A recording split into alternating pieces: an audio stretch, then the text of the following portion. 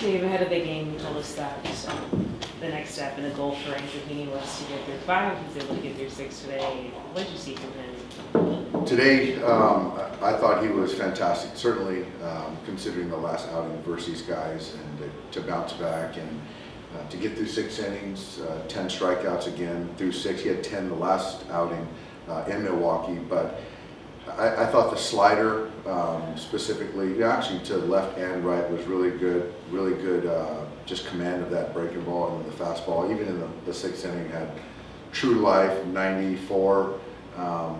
Wasn't stressed all night, and so yeah, just considering where our bullpen was at, Mark Pryor felt it was a good opportunity to try to sneak him through 6, and he picked us up big. Now, we were just talking to Trey. He mentioned a really good point. You guys were in Milwaukee, and then you were here, played Miami, played Milwaukee again. You guys would go to Miami. While today was a little bit different, you guys have seen the same pitchers now twice, things like that, such a quick amount of time. If you compared it to how it is in the postseason when you are seeing strong arms.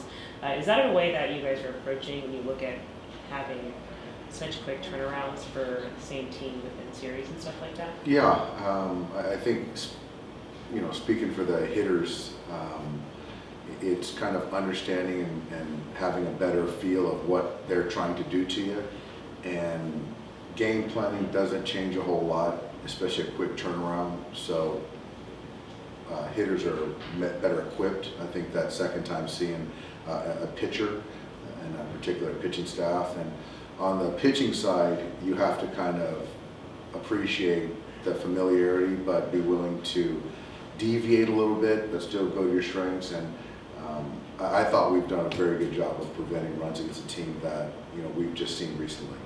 How much has Andrew benefited just from having the structure of uninterrupted starts?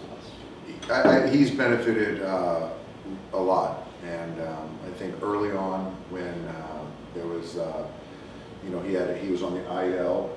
To his credit, he did a lot of stuff in the weight room and trying to really understand how his body moves to build up that arm strength and use his body. And you know, you look back at spring training, he was 87, 88 to now throwing 94 miles an hour consistently and holding velocity.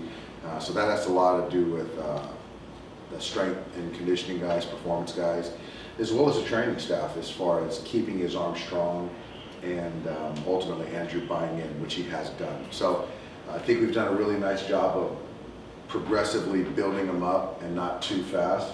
And guys in the pen have picked him up, and just having talent around him allowed him to get to this position, and he's a big part of what we're trying to do here this year. Strength aside, is he more deceptive now than he was either in spring training or in years past than we saw him in the I wouldn't say more deceptive. I think there's more velocity in there, which plays to the deception. I think his finding this new breaking ball that he feels comfortable throwing to get guys off his fastball has helped, you know, cut back on some of the home runs that he's given up in the past. So I think he's doing a great job of sequencing, and I think his stuff is a tick better as far as the fastball. Coach, over the years, the Dodgers have had a lot of great players. How good is Trea Turner, your shortstop? Man, we've had a, you know, just look not too far back as far as Corey Seager, who is an all-star, perennial all-star, and a great ball player. So we've been very fortunate with a lot of great players. But Trey, just his skill set to play both sides of the ball, being dynamic on the bases. You know, this is a guy that has a chance to score 100 and drive 100 playing shortstop. And I don't know when the last time that happened, and if it has happened recently, it doesn't happen very often. So to play a premium position and to be able to do that certainly speaks to how unique of a ball player he is. And talk about his speed. It's just really twitch. There's strength in there.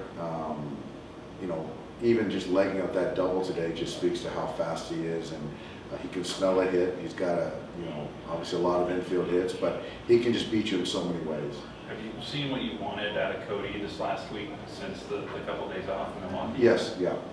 Cody's doing a really nice job of, you know, every at bat, every pitch is of importance, and tonight was just a really good job of taking professional at bats, driving a couple runs, taking a walk against a tough left-hander, and just a all-around play baseball game for him. And he's done that for you know, a good bit of time right now, so the challenge is to continue to do that every night. He's continuing to make mechanical adjustments, choking on more easily from bat. But how much is like sort of the mental side, the most important side for him? It's big. It's big, and you know, it's hard to really put all your focus on the approach, the mental side, if you're not comfortable or convicted with where you're at foundationally mechanically. So I think that right now he's in a good spot. So mentally he feels confident up there. You can see it.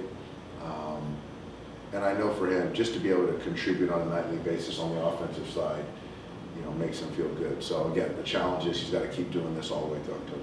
Yeah, when you get to like late August and September, to have a guy with Hanser's energy just every day, is it important just to have a guy like that and be that way? It is. It is. You know, we're together for a long time. We play every day, and to have a role player come in positive every day, and he's the biggest cheerleader. He's a student of the game. He's watching the game.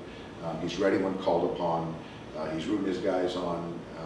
So he's very unselfish. And so to have a guy that comes in with that energy every day, you can't quantify it, but it's certainly, you feel it in the dugout, in the clubhouse every day. He's a big, very additive to our ball club.